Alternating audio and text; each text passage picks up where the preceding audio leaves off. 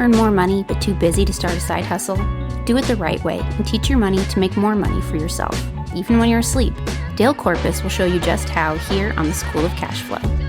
With his entrepreneurial mindset and extensive experience in real estate and finance, Dale will help you become a responsible, strategic, and passionate passive real estate investor. Learn how you can increase your earnings or find more ways to make money, only here on the School of Cash Flow.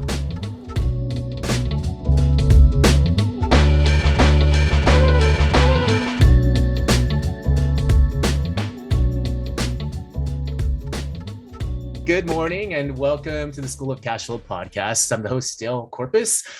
First off, Happy New Year. So I am recording from my hotel room next to Ventura Beach in California. So my show is officially on the road. It just so happens to be that my kids are on winter break this week. And today is Friday, January 7th, 2022. And we did a road trip to Southern California this week just to get my kids off their iPads and their video games. And I love the relationships and the people I get to meet because I happen to be in real estate investing and real estate sales. And part of, this vacation was one of the cool things is we got to hang out with some of my real estate investing friends from one of the masterminds I'm in called Go Abundance. Like one of the, buddies I got to hang out with was I got to hang out at his ranch over in Ojai. We stayed at his studio on his ranch, and he and his family were so hospitable, and they even prepared like a home cooked meal of seafood paella for us, and it was amazing. And the day after that, which was yesterday, I got to even see his Airbnb beach house properties in Ventura. So he taught me a few things about his real estate niche, about the renovations he was doing and what he looks for when he buys an Airbnb. And it's funny because I was laughing with my kids earlier on this week because I told them our vacations will now revolve around meeting my real estate friends and hanging out with their families. And my kids really had a blast with them, but I was just kidding about that. But I was just trying to show them the value of like networking, being inquisitive and learning about how money works at an early age, because I think they're really important life skills. And I'm teaching them to be, interested in other people and just being interested in themselves. Anyway, I'm still in Ventura and I'm always constantly networking both in person and online. And which leads me to my podcast guest for today. I'm excited for my guest today. My guest is Jefferson Lilly. And he was introduced to me by my friend, Todd Silzinger, who was a past podcast guest of mine. And so Jefferson, he's an expert in the mobile home space. In fact, he's also an educator in the space as well. And he's the founder of Park Avenue Partners, a private equity real estate fund that acquires and operates mobile home parks nationwide. His investment funds are returning 10 to 15% IRR to his limited partners. And, both personally and through his partnerships, Jefferson has acquired 31 mobile home parks in 15 states since 2007, totaling over 71 million in value. And so he's one of America's largest mobile home park owner operators. And he started the industry's first podcast and largest group on LinkedIn dedicated to investing in mobile home parks. And prior to beginning to manage investors' money in 2014, he spent 7 years investing his own capital in mobile home parks and consulting to high net worth families with interests in the manufactured housing industry. He's been featured in the New York Times, Bloomberg Magazine, and on the Real Money television show. And he holds a BA from the University of Pennsylvania and an MBA from the Wharton School of Business. Wow, that was a mouthful. But so let's just dive right into this. Jefferson, like what a bio you have. How are you? I'm well, Dale. New Year. Yeah, I will just mention that I've actually got three of my 5 New Year's resolutions done. Yeah, but they are unfortunately the ones from 2017. Oh, okay. But I've gotten those 3 of those 5 done. Haven't made any new ones to the list in the last 5 years, but there we go. Well, hey, congratulations for that. Hey, so for my audience that doesn't know you yet, where are you based out of geographically? The Bay Area. Our offices are in the Embarcadero Center in San Francisco. We do not own any real estate in California due to pricing and regulatory reasons mostly. But we're officially here in San Francisco. And as you said, I've bought in about 15 other states, almost entirely in the Midwest. Okay, awesome. And so tell me a little bit more about like yourself. Just maybe you could go with this wherever you want. I mean, how did you get into mobile home park investing? How did that all happen? Because I know you didn't start there. Yeah. Well, when I woke up from the concussion, it just seemed like a good idea to buy a mobile home park.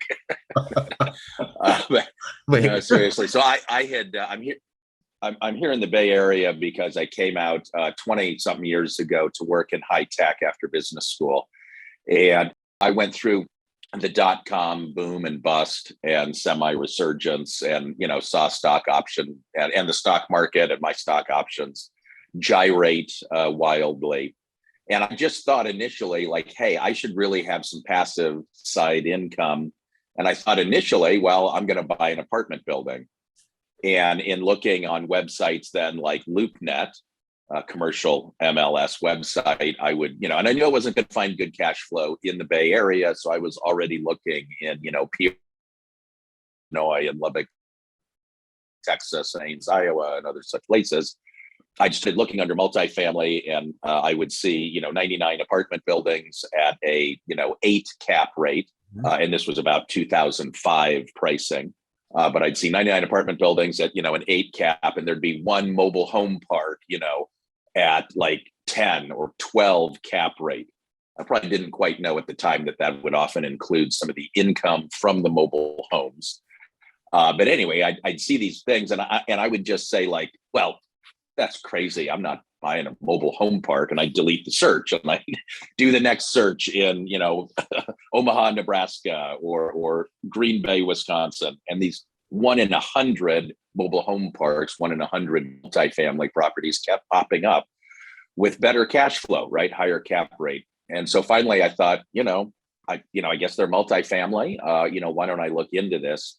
And then I just started doing some research and started attending some seminars, read every book that I could get my hands on. And it clicked pretty quickly why this, in my view, is such a compelling niche, so much better than apartments or self-storage or hotel or office or any other niche, principally that it's illegal to build mobile home parks anymore. Our friends from the government have, again, either literally outlawed it or just made it not economic for various zoning reasons. I can get into that. But basically, it's illegal to build these anymore.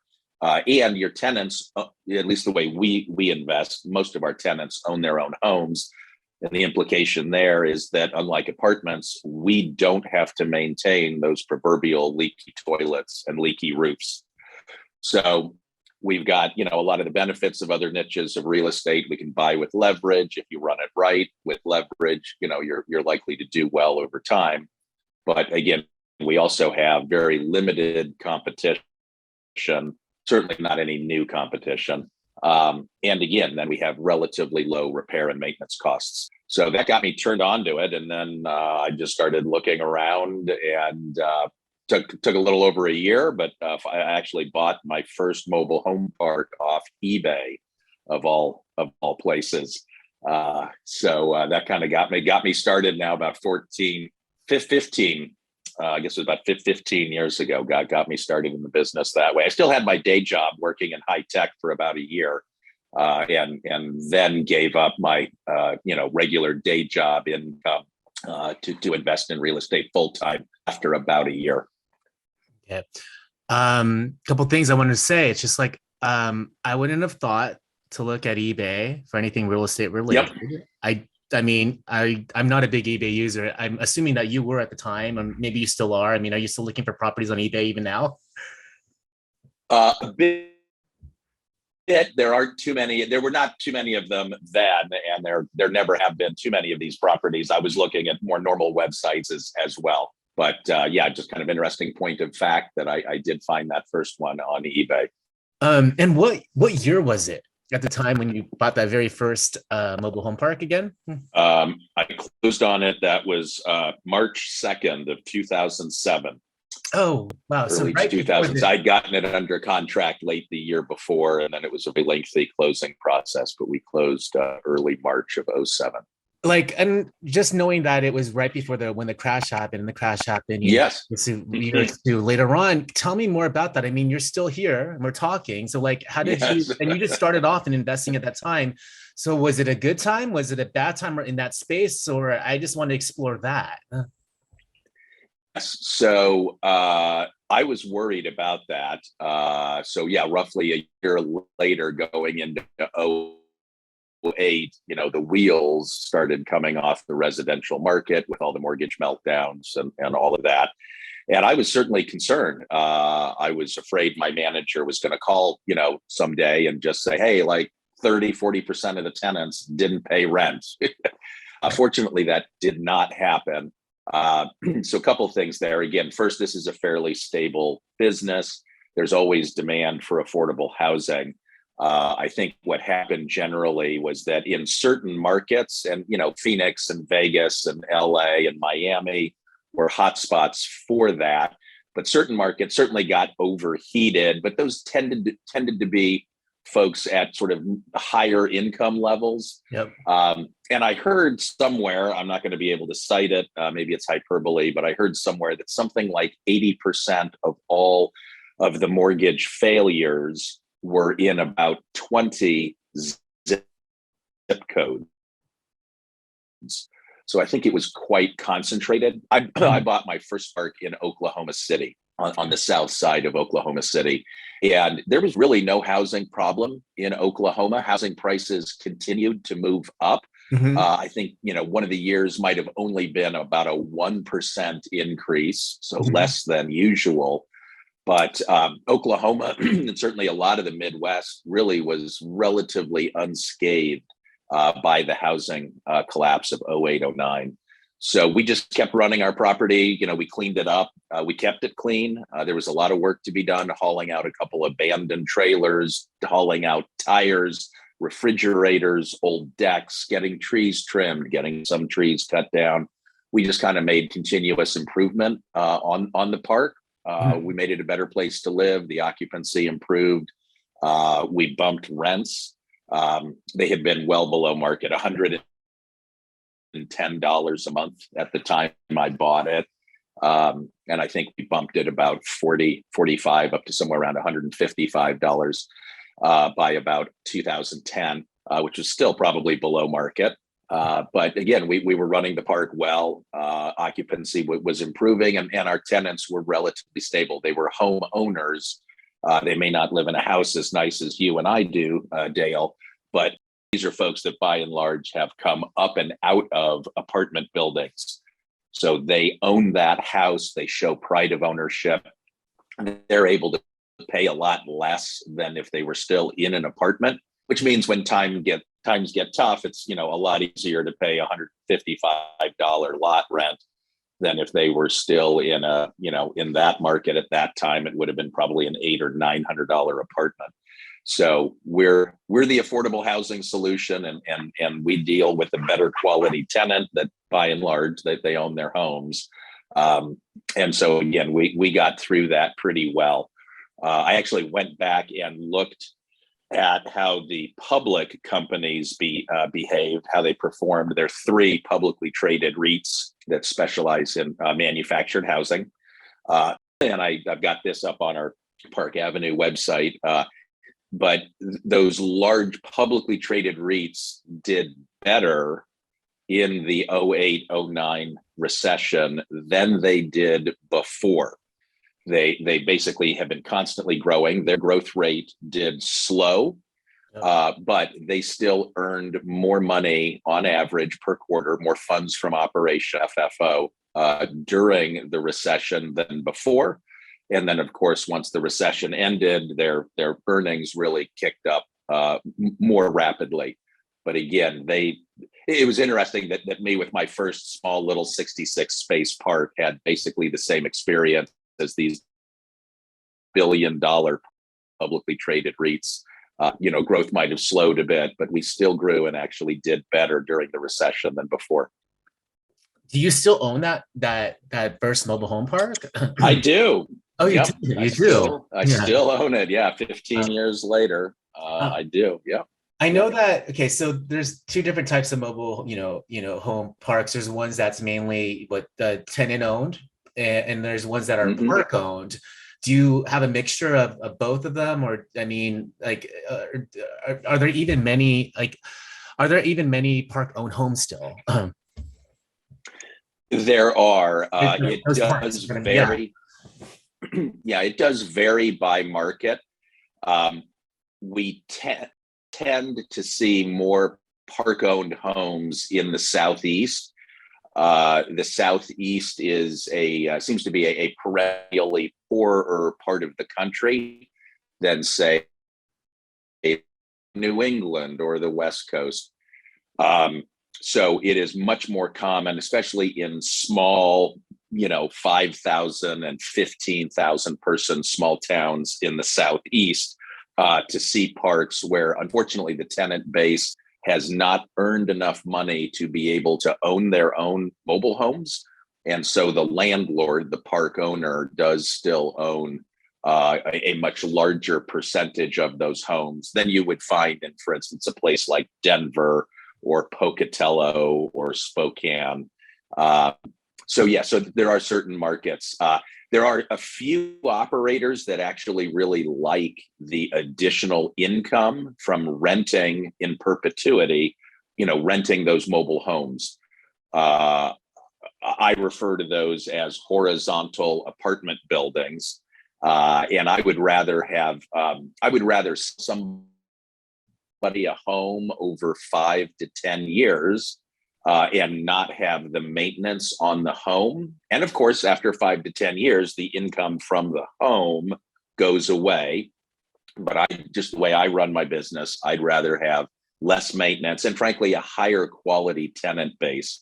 Even if you take a renter that's been a mediocre renter and you give that person a shot at owning their home, they tend to straighten up and fly right and take care of the house, pay their rent more on time.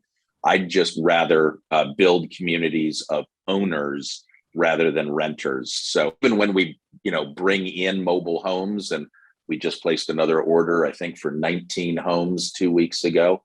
But as we bring in brand new homes to upgrade our community, we only offer those on a rent to own basis, or sometimes with a partner, a financing partner will structure a proper mortgage on those. Mhm. Either way, we're looking for owners. We don't rent those homes. Our mission is our social mission. We're, of course, a for-profit entity, but our social mission is to expand the supply of affordable housing. So we do that, again, specifically for home owners. And we help people buy a 3-bedroom, 2-bath, 1,200 square foot house, typically for around $1,000 a month, and maybe anywhere between $3,000 and $6,000 down. So that's dramatically more affordable than average homes and average apartments in the Midwest, where you'd probably need $30,000 down, to buy even a modest $150,000 house. We're helping people homes for far less money, and they will become a homeowner. What's interesting about your space is that somebody could, live in mobile home park, have a cheaper rent than what they could get for an apartment, and, own the actual mobile home and build the equity. I think that's excellent. What I wanted to ask you is, like, you talked about like rent to own. I just because I've never seen what that entails in your space and whatnot. How is that structured? Do they rent for a certain period of time and they have the option? Some of the rent goes toward the down payment or something? That's basically it. Well, we'll still typically look for a down payment and then their rent for the home, not the lot rent, but their home rent payment does basically purchase the house. So if they're paying, say, $350 in lot rent, $500 for the house, that's $850 a month all in. The $500 a month will go towards purchasing the house. So that's what, $6,000 a year. Brand new houses would be about $60,000.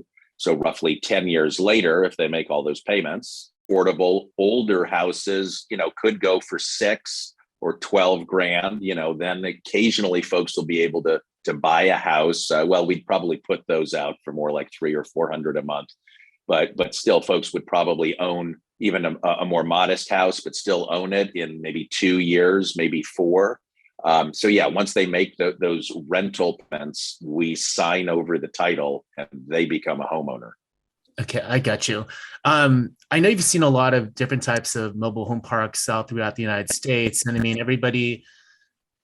those that are not familiar with mobile home parks probably have the negative connotation to how, not glamorous they are or whatnot.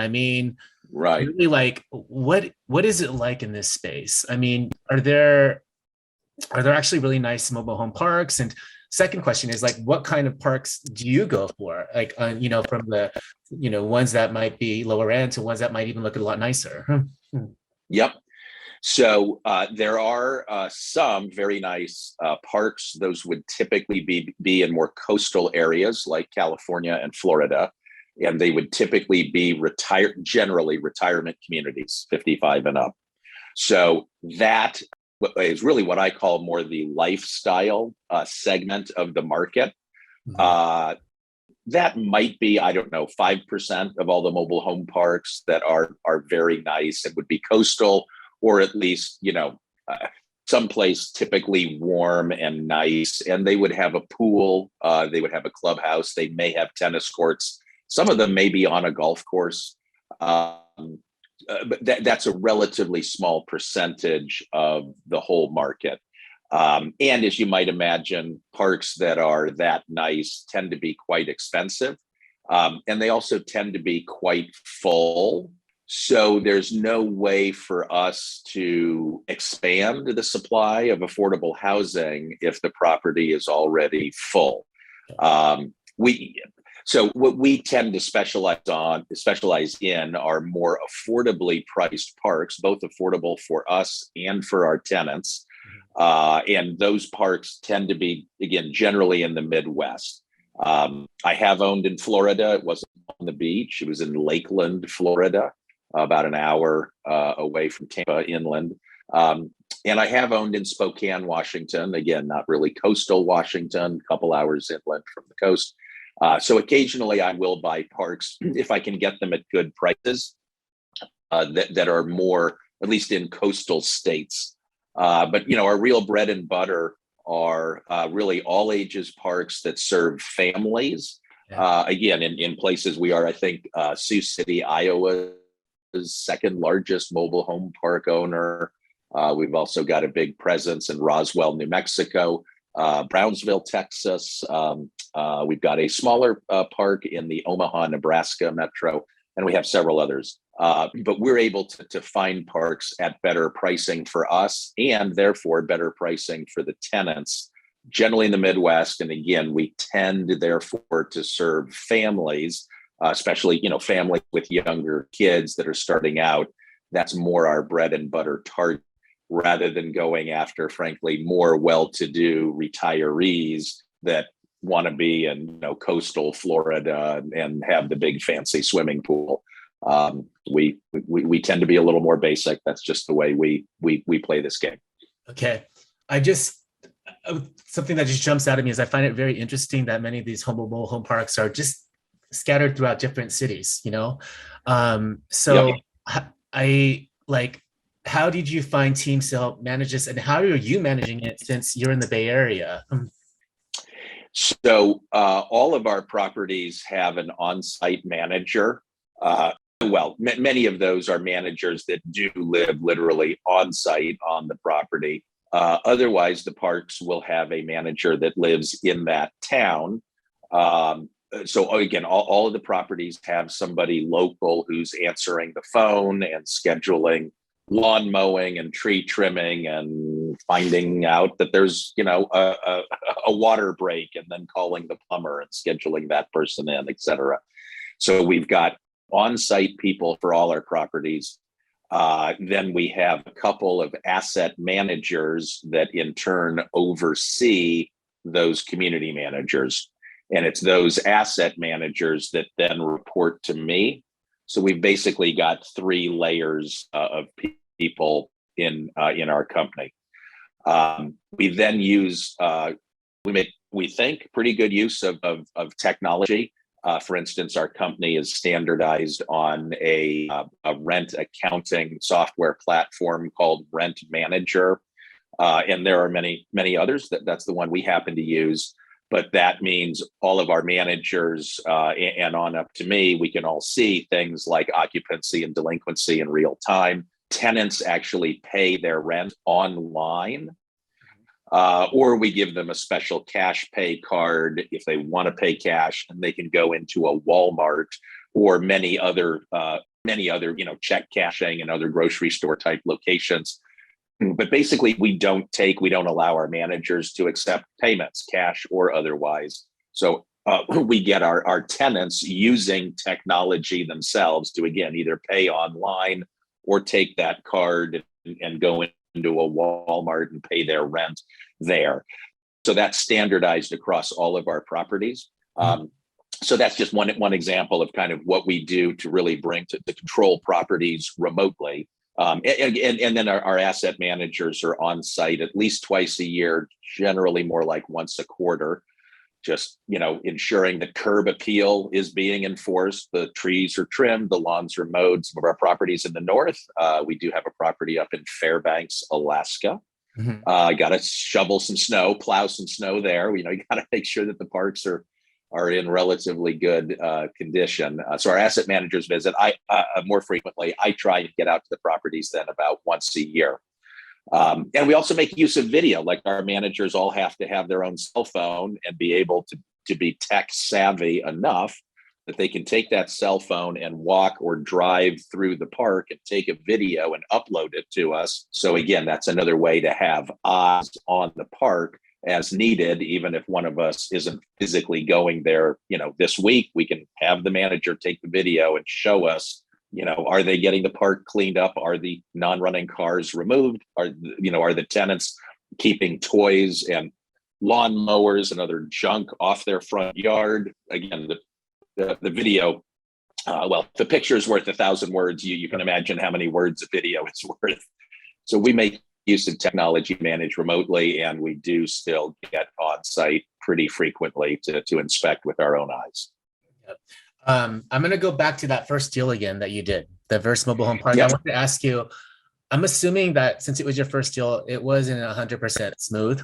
And I wanted to ask you, what do you remember from that first deal? Like, any problems that came up, and how did you resolve, or what did you learn from it? So a couple things. This will be advice for your listeners that might want to actually own a park. So I would say, certainly for your first park, do not buy a park on private utilities. This park that I bought was well and sewage lagoon. And despite having it in writing from the local Department of Environmental Quality in Oklahoma that it had been built to code, it in fact was not. And it cost me about $500,000 to fix that sewage lagoon that the government had told me was built to code. I only paid about $450,000 for the property. So I had to pay every bit as much and then some to fix it. That was several years later. Fortunately, I had bumped rents. I had bought and brought in some homes. Occupancy was higher, and the property appraised for more than twice what I paid for it. But that lesson learned for me is that you really cannot trust government, even when they're putting things in writing. And things like sewage lagoons and wells are probably just too big of a risk for a first-time buyer. So if you want to buy a park on all city utilities, city water, city sewer. So that was the biggest lesson that I had from that. The rest of the business went substantially as planned. I had done diligence. I knew the Oklahoma City Metro was generally pretty good and stable. We had generally no problems filling homes and improving the occupancy and bumping rents. So pretty much everything else went according to plan. but that was a pretty big whoopsie that the government literally showed up one day and said whatever they had put in writing, and the sewage lagoon, in fact, was not built to code. So minimize your risk, pay a little more if you have to, buy a park on all city utilities. Don't worry if it won't double in value in a couple of years. I pushed mine and I was able to do that because I bought it right. If I hadn't bought that park right, I really would have been in trouble. But I at least bought it right, and again, improved it and worked through that $500,000 whoopsie from the government. So do your diligence, stay away from private utilities, make sure you're buying in strong metros, and then you'll almost certainly come out smelling like a rose if you stay away from private utilities and buy in a strong market, as I at least did that latter part well. And along the same lines, if we're kind of talking about almost like a checklist of things that you shouldn't do, what other metrics do you focus on to determine if something's going to be a good investment or not? When you're looking at opportunities, do you look for population growth? So we have, just trying to see what you look at. Yeah, so we have a number of metrics. Some of the most important are that the average household income be $40,000 or more. Another is that we look for the average house price to be $100,000 or more.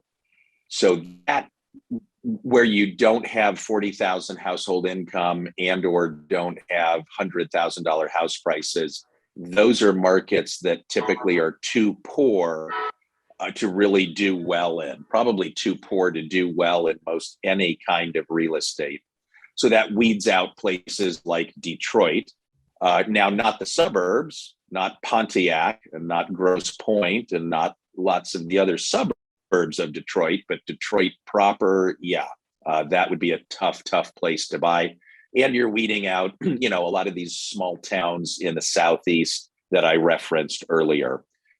It's just too hard to compete in a market. We don't add value in a market where, for instance, one of our brand new homes is $60,000. If the average site-built house, obviously, with land, is 60 or 80,000, we're just not providing enough value. So again, if the average house price is 100,000, some of our markets, it's upwards of $250,000. Then we're able to add value, providing brand new houses for 60 some odd $1,000, again, versus say 150 or even $250,000 site-built houses. And then we also look generally to be within 5 miles of a super Walmart. Walmart has done their economic research, we think, pretty well. And if they've invested in building a super Walmart somewhere in that town, and we're, again, within about 5 miles of it, that there's no guarantee, but basically that gives us a lot of confidence that that's a strong market. And, we also run test ads and see how many people call in. We talk to the local police department. We talk to tenants. We go through competing parks, talk to those tenants, those owners, if we can. So we and that's not all of it, but that's a good chunk of our diligence. But again, the income and housing price and Walmart metrics are probably the big three for us. So after your first mobile home park, when did you get your second one? I want to just understand that that time frame. That was about I think that was more like 4 or 5 years later. Was it a similar? Did you? I bought my second park. Yep. At that point, where I do know that you initially were using your own funds, and then I know that you scaled it up. Yeah, these first two were all me. Correct, and I wanted to understand at what point did you switch from using your own funds to using other people's money and starting your own syndication, and how did that evolve? So that I started raising money in 2014. So that was actually about 7 years into me doing it on my own. So I had a more established track record by that point. I had also done some consulting to a couple of high net worth folks in California here with interests in mobile home parks. So I ended up partnering with a guy, and we raised money initially deal by deal. We did 3 deals, raising money that way in 2014. And then in 2015, we raised a fund. We raised a second in 2016 and 17. And we're now doing separate businesses. I'm continuing doing the same mobile home park business now under the Park Avenue branding. So I raised my first fund here, really my third, in 2019, and just now currently working on really my fourth fund, which will be open until July. So it's been an evolution. We've had a lot of investors that have reinvested with us. We've also had a number of new investors. I've done most of that fundraising from initially online blogging, but then also started our industry's first podcast, simply called Mobile Home Park Investors. And so having that podcast, sure you're finding having a podcast helps establish credibility and helps bring in new clients. I did have gotten a couple of deals from the podcast, but at least for me, by and large, the podcast brings in other interested investors, other accredited investors. So it kind of came together part plan and part dumb luck, but it all seems to work. And I've raised now cumulatively, we're just closing in on now about $40 million as of this morning.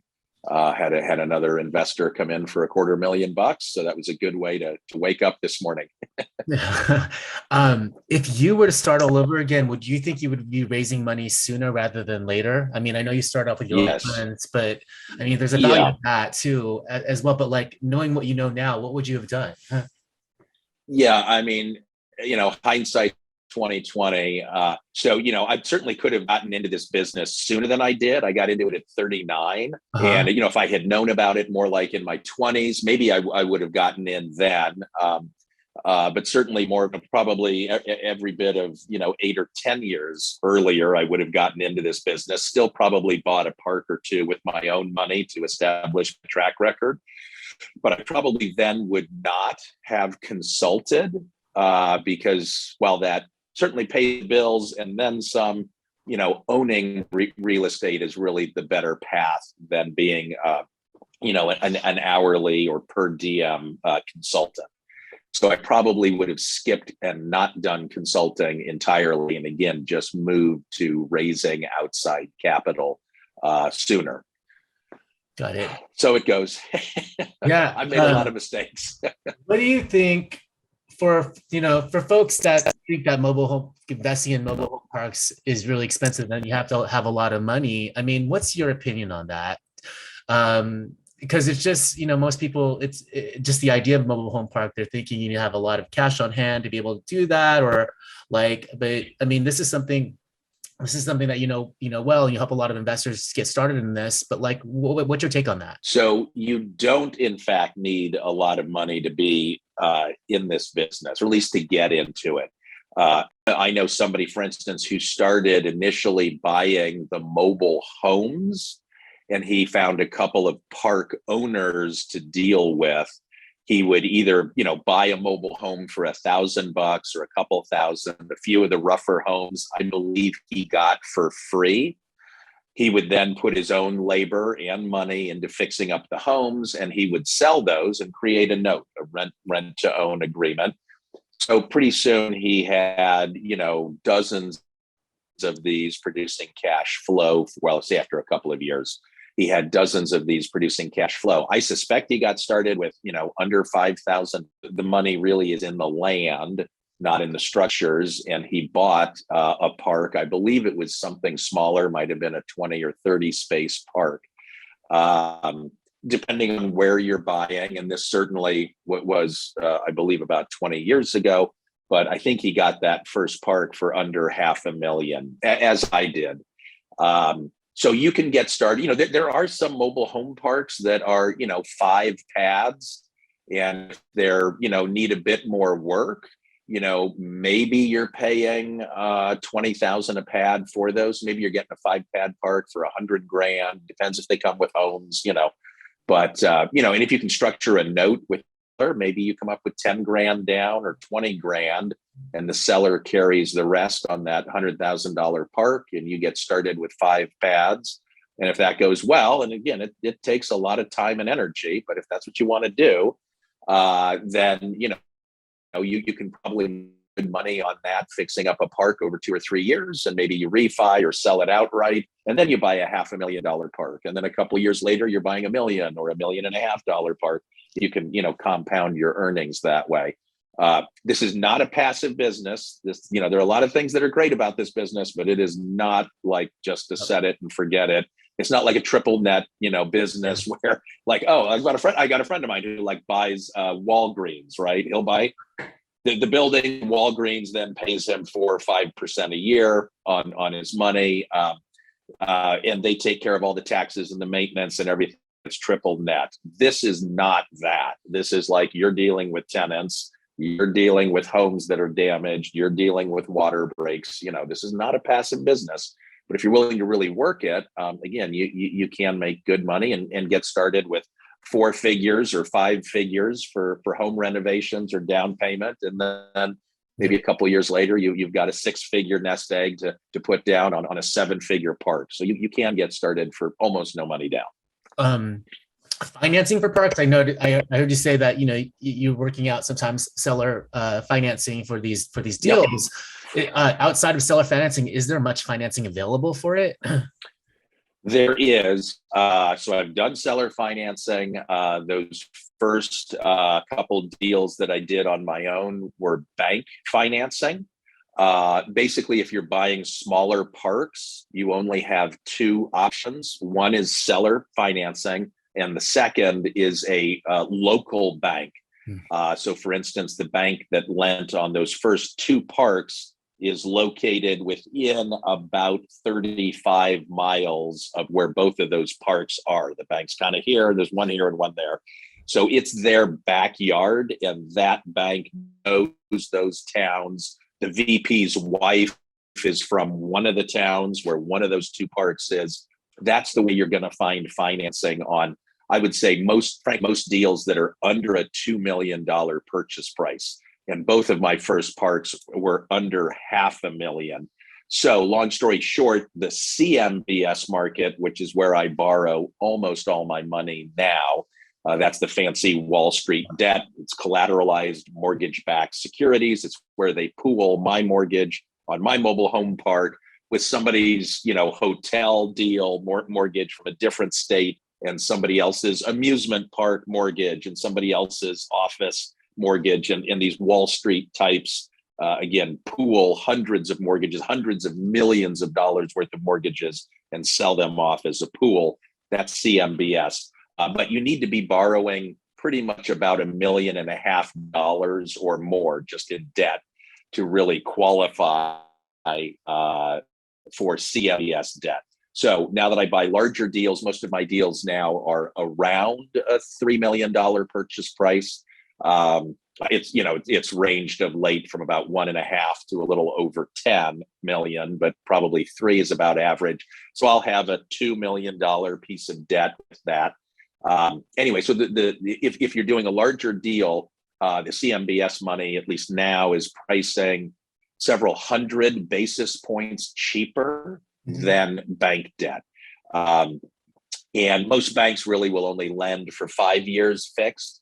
So we're borrowing for less and getting it fixed for 10 years. And the CMBS debt generally is non-recourse to me, or to my limited partners. So we pay less, and it's non-recourse, and it's fixed for 10 years, which is the life of our funds. So the duration tends to match nicely the duration of our funds. So long-winded way of saying, now that I'm a bit bigger, using outside capital and buying bigger deals, I tend to borrow almost exclusively from the CMBS market.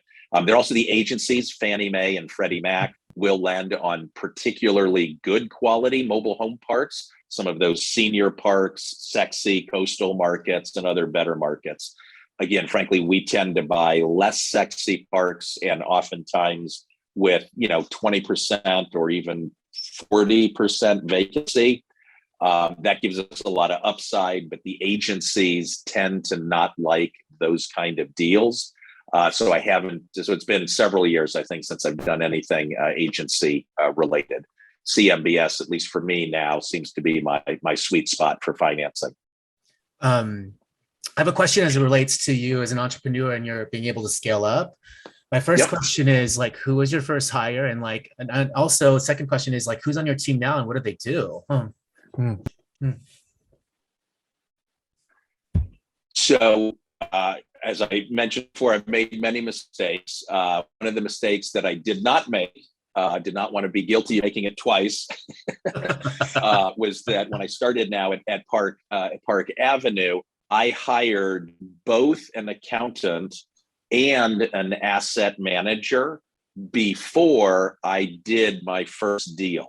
So I had the books. We didn't have very many books. Before we had a deal, we had some fundraising, but the minimal amount of books that we had were pretty perfect. And so we were ready to rock and roll, so to speak, when we bought that first park.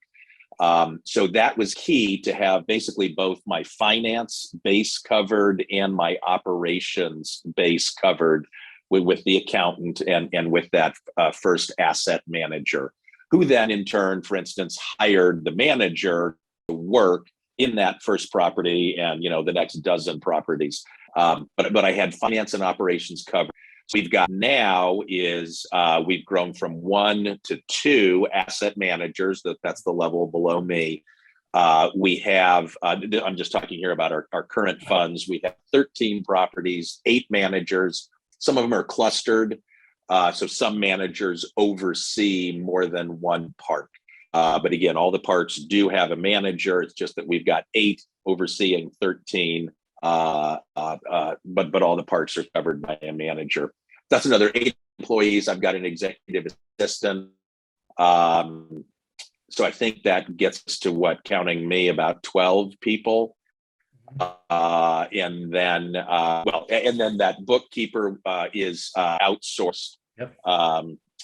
So he's not like a full-time employee. We're not yet big enough to need a full-time bookkeeper. We keep him pretty busy, but he runs his own bookkeeping and accounting service. I think we're one of his larger clients, but he's outside. And then we work with a couple of different attorneys for most of our transactions. Obviously, when we're buying properties, we work with a third different attorney for our fund documents when we're preparing our private placement memorandums.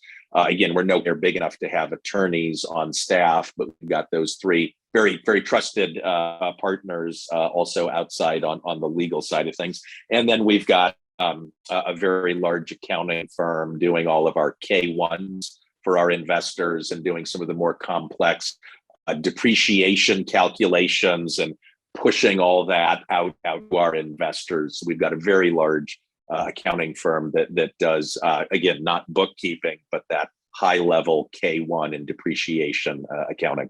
Got it. That's our team. Yeah, sounds it's just great that you're able to scale up and you've brought all these people on. It's even with my own business and whatnot, I just wish I let go more initially. It was hard for me to delegate. So I'm yes. Yeah. Many entrepreneurs. This was a huge mental shift for me because, again, prior to this business, I had been working in high tech. And I had been working in high tech during the boom and bust of the .com, and I wanted to hold on to my job. And so I was working extremely hard. I was taking on additional responsibilities. I was striving to make myself invaluable to my employer. And I survived the round of layoffs that cut people above and beside me, and I did survive.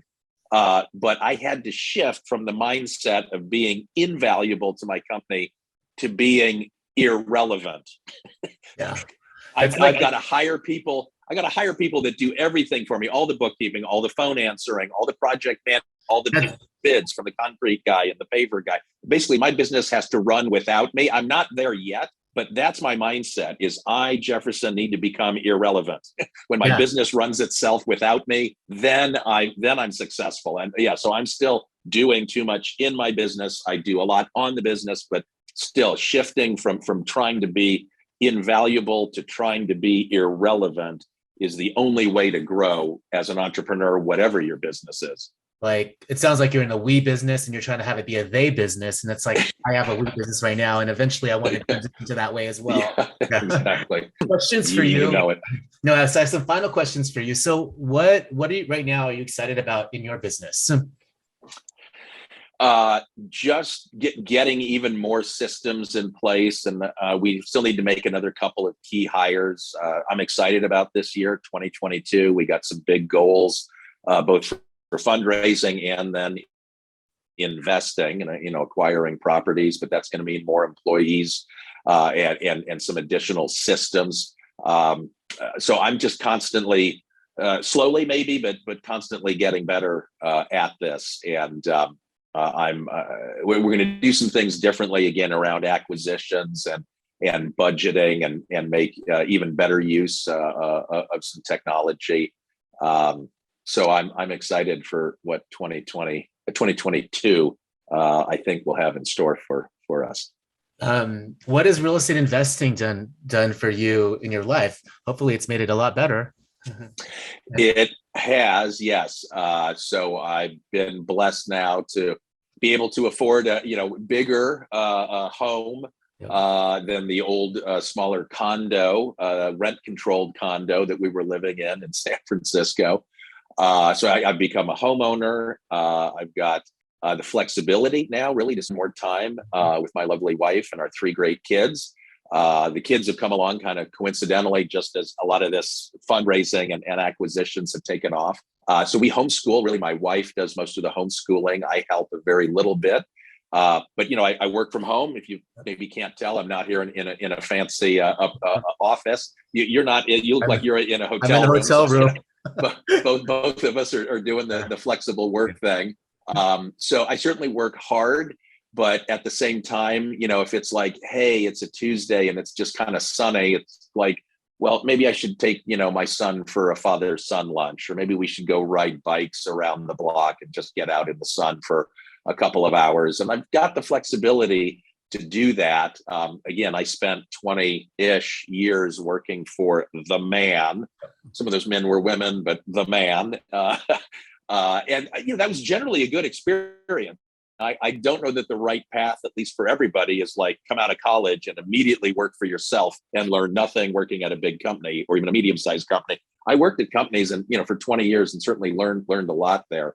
But I would not have had anywhere near the kind of flexibility that I have now, or to just hit the road. We've got some properties down in Texas that are kind of near the beach there in Brownsville. And we often go and RV there, and we'll homeschool the kids near South Padre Island for a couple weeks. The kids love being in the RV. We're on site at a couple of our properties that are RV and mobile home parks.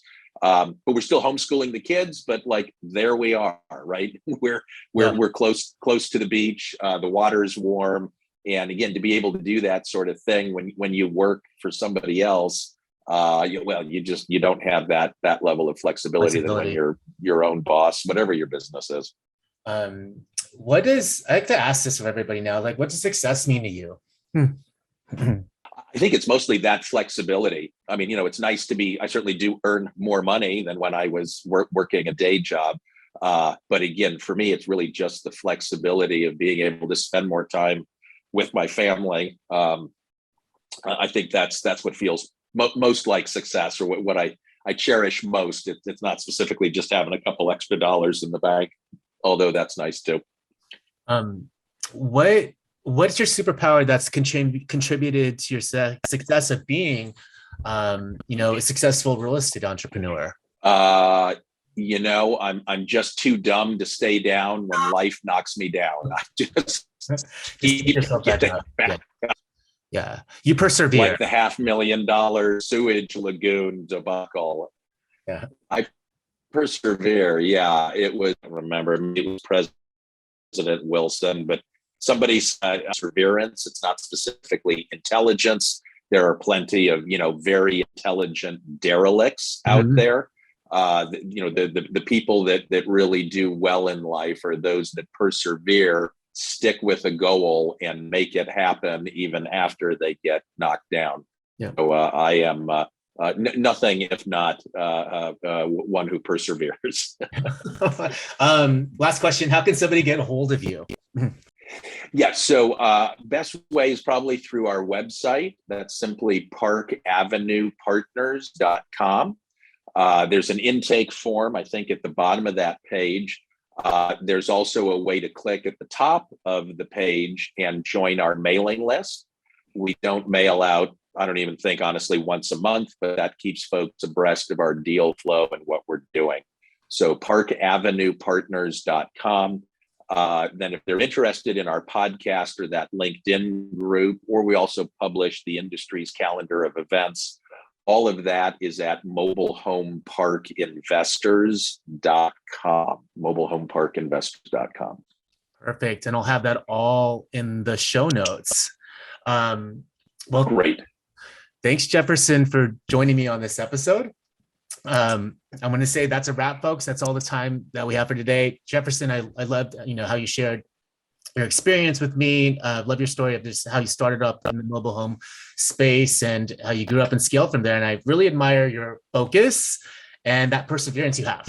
And so to my listeners, feel free to reach out to Jefferson directly if you have any questions for him. And thank you for checking out this episode of the School of Cash Flow. And remember to leave a podcast review on iTunes, as it helps me attract even more great guests like Jefferson. So until next time, live life abundantly.